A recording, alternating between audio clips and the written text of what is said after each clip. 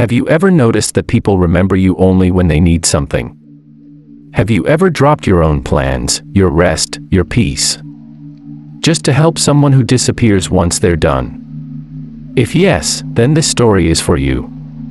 Because sometimes, the world keeps taking from you, until you decide to stop being available for everything. Once upon a time, in a quiet countryside village surrounded by golden fields, there lived a man named Ethan. Ethan was known by everyone.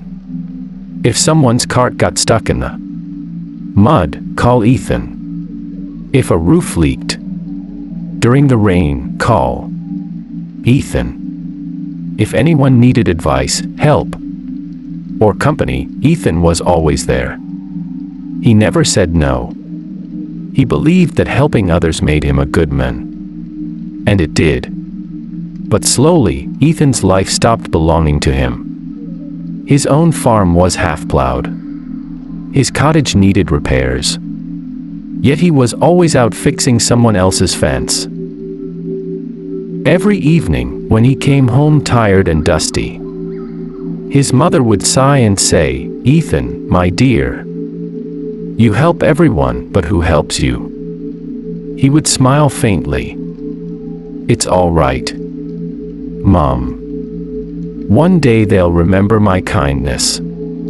But that day never came. One evening, dark clouds gathered. The villagers rushed to save their crops before the storm. Ethan, too, ran to help his friend Jacob, whose haystacks were still lying open. Together, they worked quickly, covering everything. While Ethan's own wheat lay uncovered in his field, the rain came hard. By the time he reached home, it was too late. His entire crop was ruined.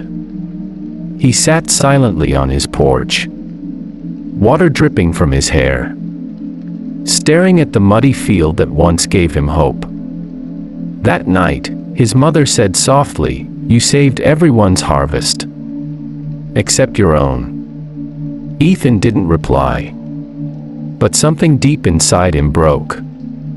The next morning, Ethan walked to the edge of the village to meet old George, a wise farmer who lived near the river.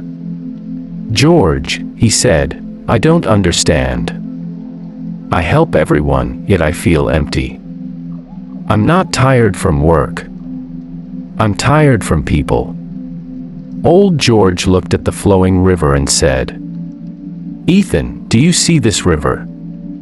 It gives water to all the trees, the fields, the animals. But when it rains too much, and the river forgets its own path, what happens?" Ethan thought for a moment. "It floods and destroys everything," he said. "Exactly," said George. "Even kindness needs boundaries. Without them, it becomes self-destruction. Stop being everywhere for everyone. Be somewhere for yourself." Then he gave Ethan a simple task. For the next 7 days, don't say yes immediately. When someone asks for help, pause and ask yourself, "Can I really afford this right now?" If you can't, just say, "Not today." Watch what happens. That week felt strange for Ethan. On the first day, Jacob came running. "Ethan, my bull is sick. Come help me take it to the doctor." Ethan looked at his half-plowed field. His heart pulled in 2 directions. He took a deep breath and said, "I'm sorry, Jacob. Today, I have to finish my own work." Jacob looked surprised. "You saying no?" Ethan nodded. "Yes. I can help tomorrow, but not today." Jacob frowned and left. Ethan felt guilty, but he kept working. By sunset, for the first time in months, his land was ready for planting. The next day, others came with small favors. Ethan said no politely but firmly. That night, he felt peace he hadn't felt in years. On the 4th day, something unexpected happened. Heavy rain returned, and Ethan's roof began to leak. He looked around. No one came to help. He smiled sadly, realizing when he was always available, everyone needed him. Now that he stepped back, silence surrounded him. But instead of anger, he felt strength. He repaired the roof himself.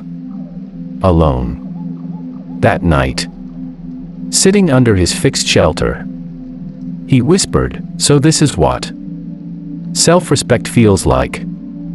Weeks passed. The new Ethan was different. He no longer rushed to please everyone.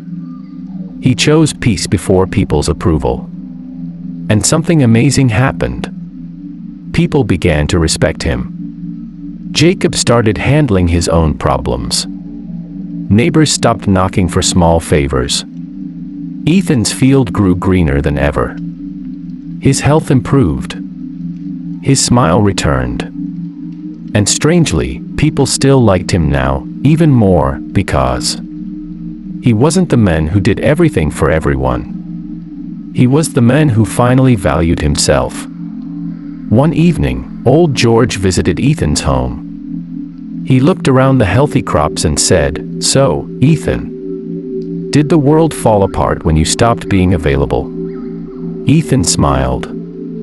"No, George. It only changed for the better. When you stopped saying yes to everyone, you finally said yes to yourself. That's when everything changes. So, my friend, are you like Ethan? Always available for everyone, but empty inside? Remember this, you're not a bad person for saying no. You're just choosing peace over pressure. When you stop being everywhere for everyone, you finally become someone for yourself. People respect what you protect.